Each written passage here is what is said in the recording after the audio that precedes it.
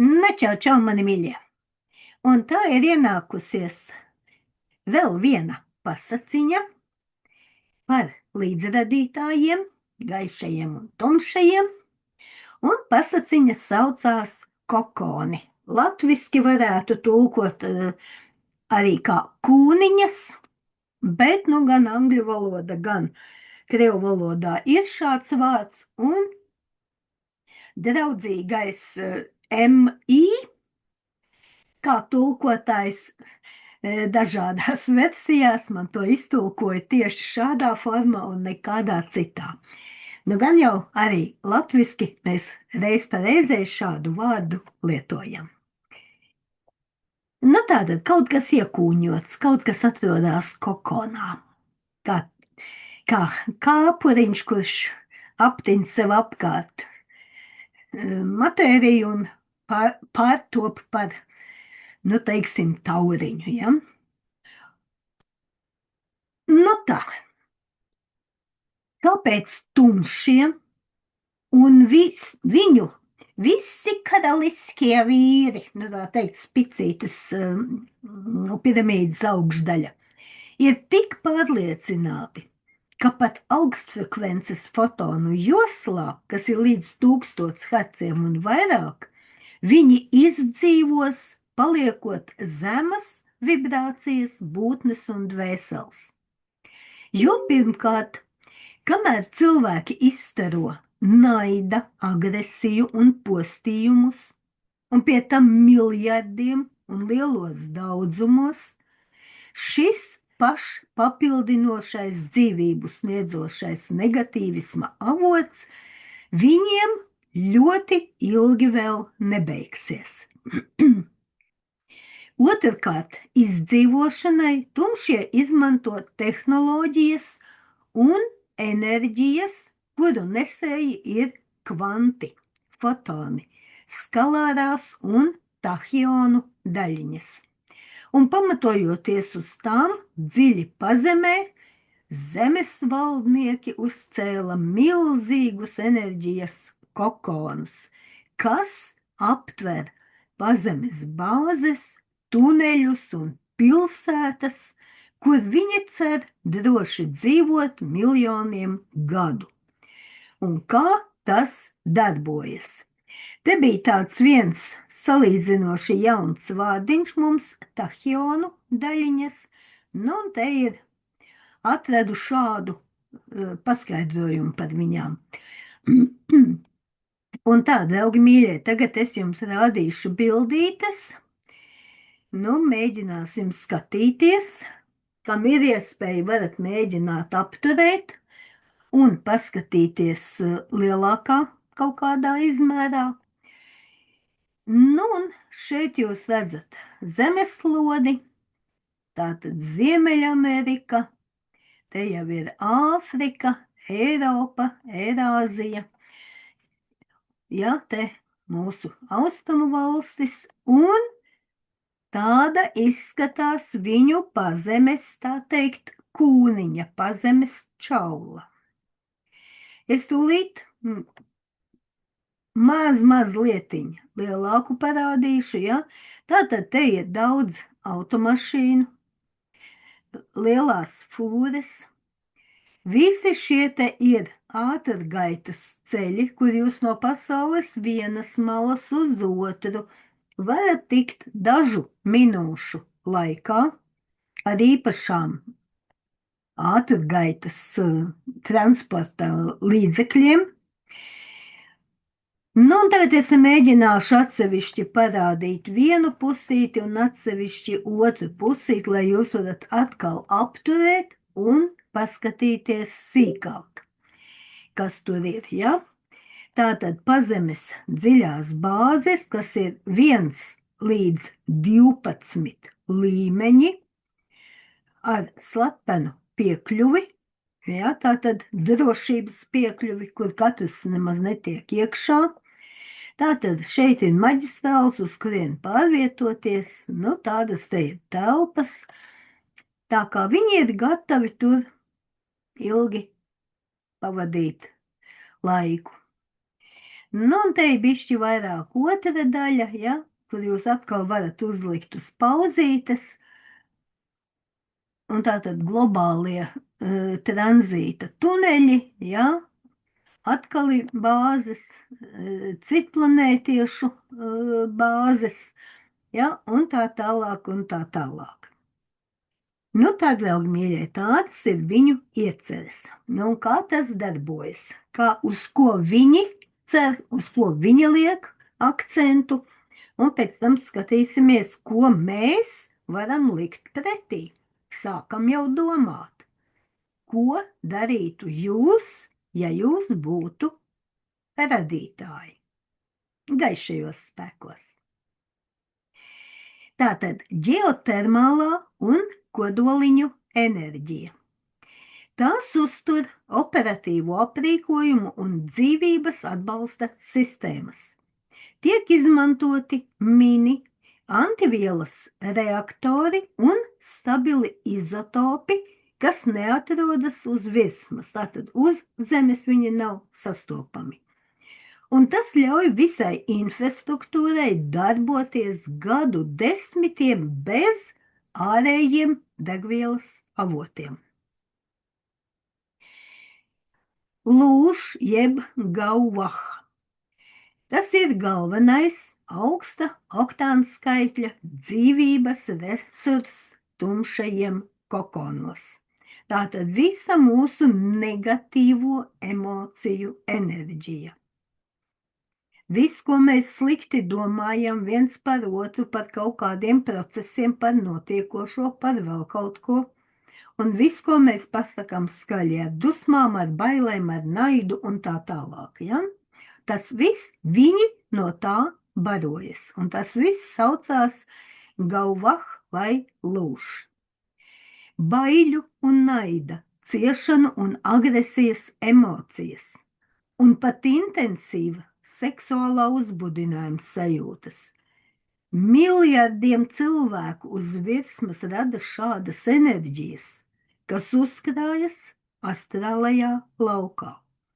No pasaciņām, vismaz tām, kas ir telegramā bijušas, kas varbūt nav aizgājušas YouTube, jūs zināt, ka katra doma aiz sevis atstāja astrālajā laukā pēdas.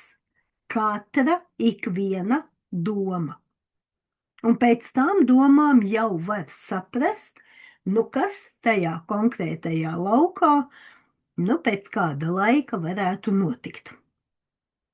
Un izmantojot satelītu sistēmas un sakaru torņus, šis maisījums tiek pārraidīts un koncentrēts pazemes mezglos, un tie atbalsta dzīvi kokonos. Nu, dažādi biomateriāli, es tā viņu nosaukšu, es visus vārdus nelasu, ja? Cilvēki un dzīvnieki kalpo kā dzīvie kondensatori. Dažas bāzes ir aprīkotas ar milzīgām ģenētiskā materiāla krātuvēm un tūkstošiem gūstekņu, kuru miesa un asinis kalpo kā pārtika, un smalkie ķermeņi kā baterijas, lai uzturētu kokonu frekvenču aizsardzību. Nu, te jūs redzat, ka ir milzīgas kameras, kurās jūs jau redzat, kas atrodas, jā, un tādas te ir daudz riņķi apkārt. Nu, tas ir kaut kas līdzīgs arī tam, kā top dažādu cilvēku, kā mēs sakam, kopijas. Ja viņas tiek izaudzētas šādā veidā no kaut kādiem audu biomateriāliem. Ēteris. Šī enerģija cirkulē caur Zemes kristāla režģi, tas ir caur līnijām. Un tumšo pazemes bāzes ir uzbūvētas zem šo artēriju krustpunktiem, ģeopātiskajās zonās. Nav skaidrs, kas pa vārdu, dators priekšā vai planšete priekšā un meklējam rokā. Google pastāstīs.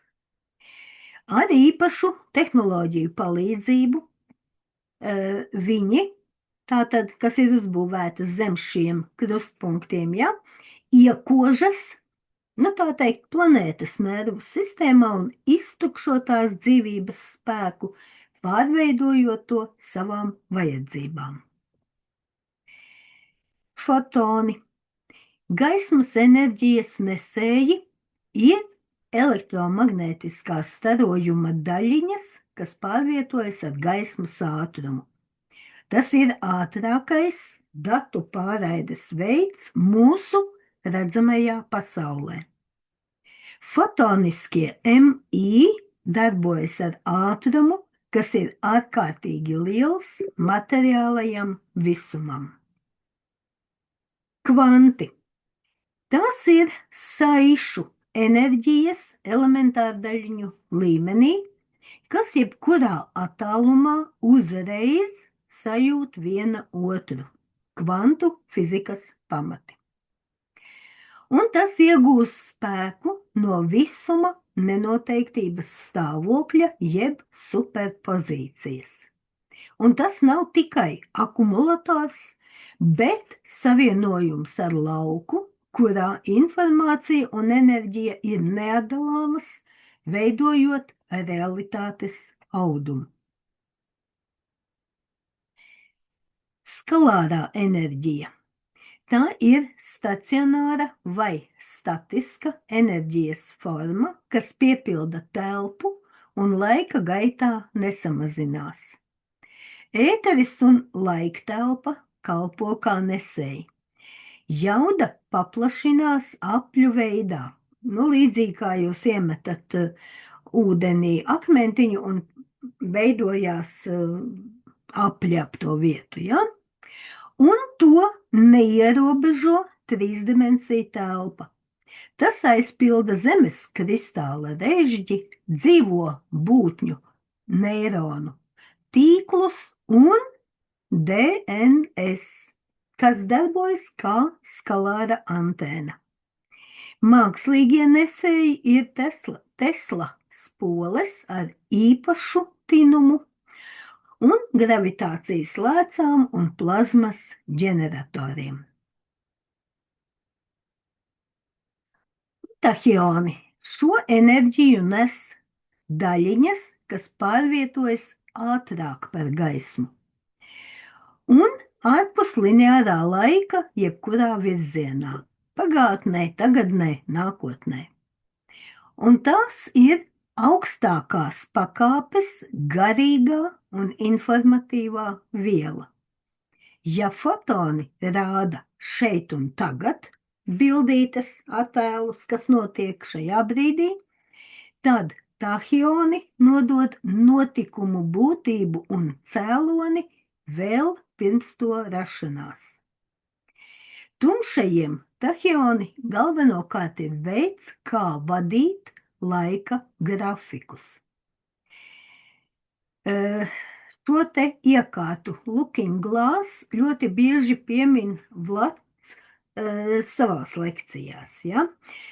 Tātad šeit ir rakstīts veids, kā vadīt laika grafikus. Jā, arī gaišajiem spēkiem tāds ir, un arī Galaktiskā gaismas federācija, šie cilvēki skatās, viņi redz laika līnijas, un katrā laika līnijā notikumus.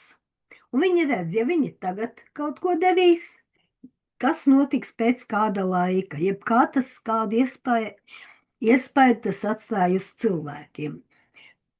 Šodien tikko arī bija viena pasaciņa ar šādu teikumu, ja? Ka mēs apskatījāmies, ka ja mēs tagad ar visiem saviem lidojošām apakštasītēm un kas nu kuram tur ir parādītos šeit mūsu redzamajā telpā, sāktos totāla panika, jo cilvēki tam nav gatavi. Un izraisīt šoku un paniku ir vismazākais, ko gaišie spēki vēlas šeit uz zemes. Un tāpēc viņi joprojām kavējas, jo viņi ar šīs iekārtiņas Looking Glass palīdzību var novērtēt, ja viņi to darīs tagad, tad būs tāds rezultāts, ja viņi to darīs, tad būs cits rezultāts vai tajā laika līnijā vai citā, un kurā brīdī. Ja tātad Looking Glass tā ir tehnoloģija. Looking ir skatīties, un glass būtiskā tulkojumā ir stikls. Vēl var tulkot kā spogulis, vēl var tulkot kā brilles un tā tālāk. Ja? Tātad tehnoloģija, ar kuru jūs varat redzēt dažādu laika līniju, dažādus notikumus uz šīm laika līnijām. Teiksim tā, prognozēt, kas varētu būt tajā vai tajā citā gadījumā. Variantus redzēt, ja tātad viens variants, otrs, trešais, ceturtais tajā laika līnijā, citā laika līnijā, kādā veidā kaut kādus projektus, darbības virzīt. Un ar Looking Glass tehnoloģiju palīdzību viņi izmanto tahionu strāvas, lai aprēķinātu varbūtības punktus un lai novērstu savas sakāves scenārijus un veidotu burbuļus, kuros laiks plūst vai nu lēnāk vai ātrāk. Un šim nolūkam tumšie ņem enerģiju no nākotnes laika grafikiem, kuros viņi uzvar. Un tas rada cilpu nepārtrauktību, kur enerģija cirkulē pa apli. Nu, un te ir parādīts tātad tradicionālais ekrāns, ja, ka ir viens skatītājs. Šeit ir parādīts virtuālās realitātes iekārtas efekts, ka jūs it kā skatāties caur šīm virtuālās realitātes brillēm un jūs redzat, kaut kādu realitāti 3 dimensiju izpratnē, ja? Un šeit jūs varat vienlaicīgi skatīties 45 līdz 100 apskates virzienus un redzēt katrā laika līnijā, kāda ir varbūtība, ar kādu jūs kaut kādu notikumu sasniegsiet. Tomēr šāda sistēma ir nestabila un pastāvīgi prasa realitātes uzlabošanu uz virsmas, lai vēlamais laika grafiks nepazustu. Ārpus kokoniem tie rada frekvences barjeras, tātad tumšie, ja, čaulas, un lokālu laika telpas izliekumu. Kataklizmas un skarbs augstfrekvenču starojums no fotonu jostas var plosīties kaut kur uz zemes virsmas, bet laiks iekšpusē, šajā kokona iekšpusē, plūst atšķirīgi, un nepieciešamās fiziskās konstantes tiek mākslīgi uzturētas. Un šajos realitātes burbuļos viņi cer sagaidīt 3D pasaules agonijas beigas. Un šādiem pazemes klāsteriem fotonu josta ir gan drauds, gan bezgalīgs akumulators. No šī avota viņi iegūst fotonisko un tahionu enerģiju dzīvības atbalsta sistēmām un, kā viņi domā, rada absolūti uzticamas patversmes. Fāzes nobīdes. Papildus aizsardzībai, izmantojot tahionu un kvantu tehnoloģijas, tumšie pārvieto savas bāzes fāzes nobīdē. Tas nozīmē, ka objekts fiziski atrodas, piemēram, zem Amerikas vai Antarktikas, bet tas ir nobīdīts frekvencē tā, lai viļņi, kas šobrīd attīra ēterisko un astrālo plānu, šķērso šos pazemes cietokšņus, nepieskaroties tiem. Un MI. Šo ceļu jau izmantojis bijušais vietējā visuma un zemes matricas galvenais programmētājs kaladions. Un mums bija vesela virkne pasaciņu par dueli, kas fiziski, var teikt, notika gan uz zemes, gan smalkajā plānā. 22. gada decembrī, 23. gada janvārī vēl pasaciņas iznāca, ja? Un mēs tiešām tāpat kā ar šīm pasaciņām, praktiski ar, pāris dienu nobīdi, fāzu nobīdi, ja, sekojām līdzi tam, kas notiek vibrācijās, kas notiek politikā, kas notiek šajās pasaciņās un kā tas viss skaisti salikās kopā. Un lai izdzīvotu, par šīs pasaciņas, par dueli es jums beigās iedošu linkus, atkal varēsiet mierīgi mājās paši pārrakstīt linku un skatīties pasaciņas. Un lai izdzīvotu, tumšie ir gatavi kļūt par digitālām būtnēm, analogu prāta formu. Viņi cer, ka pārnesot savu personību uz mākslīgā intelekta kvantu lauku, kas darbojas tahionu frekvencēs, vairs nebūs atkarīgi no bioloģijas un no karmas likumiem. Un varēs pavadīt, kvantu lēcienu savos pazemes kokonos. Un, kad fotonu jostu stabilizēs Zemi jaunās frekvencēs, viņi vienkārši atgriezīsies atpakaļ uz virsmas, izmantojot MI, lai uztvertu atjaunināto pasauli. Tādas domas viņiem pat ir. Un tehnoloģiskā barjera. Tumšie uzskata, ka viņi spēj radīt tehnoloģijas, kas ir spēcīgākas par līdzradītājiem. Viņiem fotonu josta ir tikai kā dabas parādība, kuru var uzlaust vai filtrēt. Un avota dzirksteli viņi uztver kā parastu enerģiju un nevis kā visaptverošu dzīvo apziņu.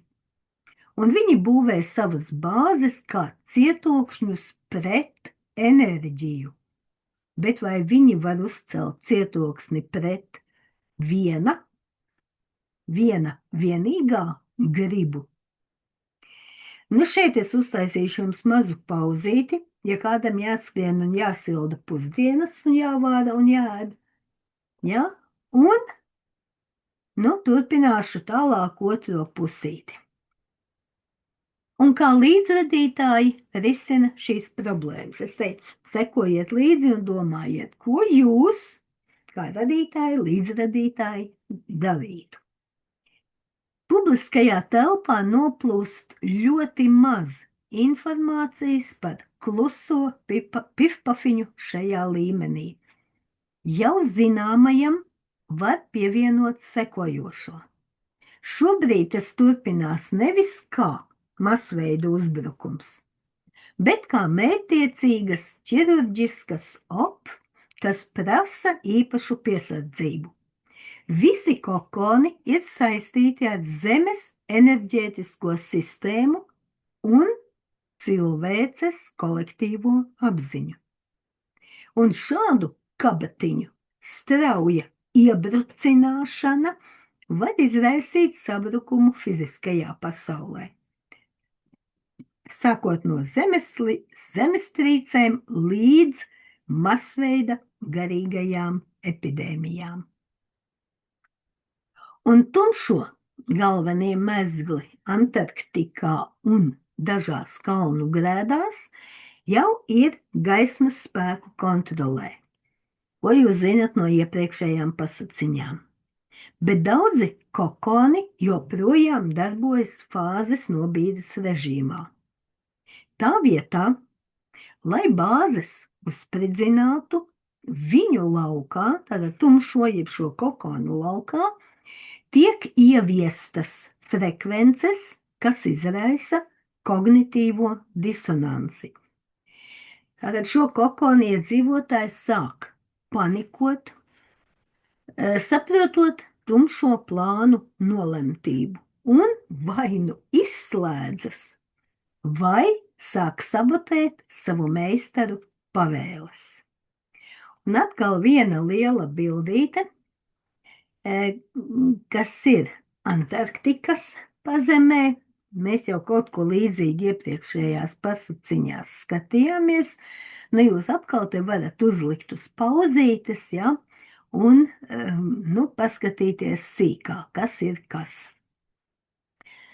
Nu, šeit ir jaunā Švābija, karalienes modas zeme. Es saprotu, ka no šī punkta aiziet te uz vairākām citām vietām ātrgaitas tuneļi šie te, ja. Tātad uz Dulči bāzi Amerikā, uz Austrāliju, uz Gizas Ēģiptes piramīdām, ja, un te jūs varat redzēt vēl kas, kurā bāzē notiek, cik viņas ir dziļas, cik viņas ir augstas, ja, pie 2 kilometri, nu, tātad pietiekami iespaidīgas. Un tā. Pilnīga attīrīšana lielā mērā ir atkarīga no mums pašiem. Kamēr miljardiem cilvēku ir savienoti ar digitālajām matricām, sociāliem bailēm, atkarībām, tās kalpo kā baterijas, kas atbalsta pazemes kokonu esamību.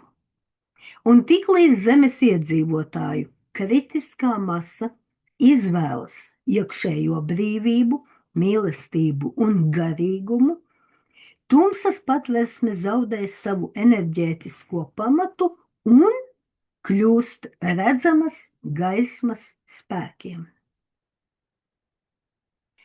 Attīrīšana notiek, bet sinhroni ar cilvēces atmodu. Un tā nav teritorijas sagrābšana, bet gan frekvenču atbrīvošana. Līdzradītājs strādā līmeņos, kas pēc lieluma pakāpēm pārsniedz jebkuras tumšo rases iespējas, jo gaismas tehnoloģijas ir balstītas uz vienotību un nevis uz sadalīšanu. Un tas, kas šķiet bezcerīgs no 3D matricas viedokļa, līdzradītājiem ir tikai īslaicīgs blīvuma izkropļojums. Un, lai atgrieztu gaismā visu Oorta mākoņa un Saules sistēmas telpu, viņi izmanto vairākas galvenās stratēģijas un rīkus. Dimanta gaismas kodi. Tumšo bāzes var tikai pārtvert un izkropļot esošo realitāti. Izmantojot to, līdzradītāji pārraida dimanta gaismas kodus caur galaktikas centrālo sauli, kuriem ir etalona frekvence un kurus nevar uzlauzt. Un, kad tā sasniedz Oorta mākoni un Zemi, pazemes kokoni un tahionu aizsarga līdzekļi sāka rezonēt un sabrukt gabalos, jo to zemfrekvences rāmji nevar pastāvēt harmonijas laukā. Laika grafiku sakļaušana. Zinot, ka tumšie cer uz laika cilpām un tahionu prognozēšanu, līdzradītāji apvieno nākotnes destruktīvos kontīniumus un visas telpas, kurās negatīvie citplanētiešu A ir guvuši uzvaru, tātad šī laika grafiks, šīs konkrētais vektors ar konkrētām izvēlēm, vienkārši visi šie lauki tiek anulēti augstākā dizaina līmenī. Un zemes valdnieki Pēkšņi atklāja, ka viņu looking glass parāda tukšumu. Viņiem beidzas daudzas iespējamības, šīs daudzās izvēles, un viņi izrādās ir iesprostoti šeit un tagad, kur viņu resursi ir ierobežoti un īslaicīgi. Marta mākonis ir mūsu pelēkā eona sistēmas mala, un tieši šeit tumšie izveidoja savu galveno aizsardzību. Caur fotonu jostu līdzradītāji sūta precīzus skalārās enerģijas superietekmes, kas darbojas kā šķīdinātājs negatīvo A struktūrām. Tas nav sprādziens, bet tā ir izšķīdināšana. Tumšo iekārtas orta mākonī zaudēs spēju saturēt matēriju, un tur iesprostotās dvēseles tiek atbrīvotas no digitālās verdzības un atgriežas dabiskajā iemiesojumu ciklā. Cilvēku faktors. Uz Zemes abas nometnes izmanto palīgus. Papildus globālajai ko mēs jau visi labi zinām, tumšos apkalpo arī tehnopriesteri un dažādu slepeno biedrību, sabiedrību augstākie hierarhi. Un viņi tieši miedarbojas ar saviem MI, veids zemes frekvences iezemēšanas rituālus un vada pazemes bāzu un kvantu izsekošanas sistēmu būvniecību. Viņi apzināti pārdeva savu dzirksteli apmaiņā pret tehnoloģisko jaudu. Līdzradītāji paļaujas uz GC, gaismas darbiniekiem, zvaigžņu sēklām, kristāliskajām un starojošajām būtnēm cilvēka ķermenī, kas dzīvo normālu dzīvesveidu. Un tie darbojas kā saskarnes starojuma saņemšanai un saglabāšanai no galaktikas centrālās saules un fotonu jostas. Avota enerģija tiek vadīta arī caur viņu ķermeņiem tieši blīvas 3D matērijas blīvumā.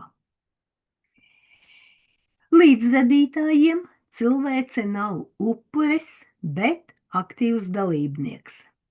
Katrs dzirksteles nesējs, kurš izvēlas mīlestības ceļu, kļūst par augsto frekvenču atkārtotāju tumšo sistēmās. Kad mēs paaugstinām savas vibrācijas, mēs mainām visas zemes lauku, un pazemes kokoni tiek atslēgti.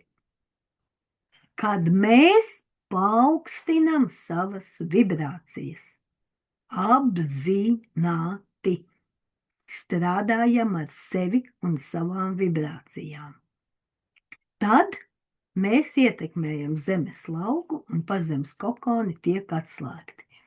Kamēr jūs joprojām dzīvojat paši savā, nezinu kādā ķīselī, draugi mīļie, jūs nekādā veidā neiedarbojaties uz zemes kopējo nākotni.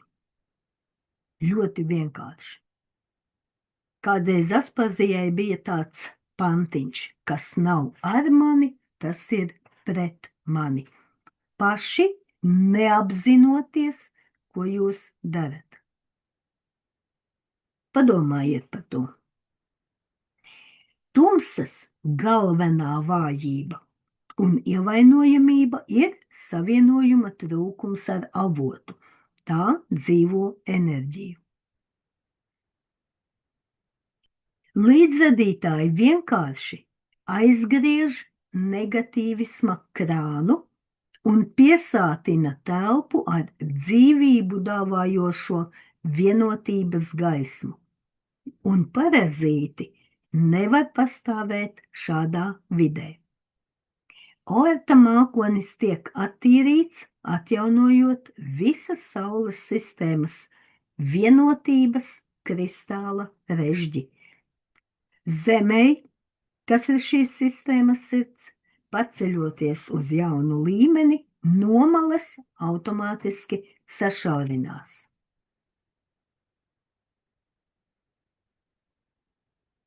Gredzeni – tie ir planētas un sistēmiskās hierarhijas līmeņi, kas darbojas kā spēka lauki šajā klusajā pifpafiņā.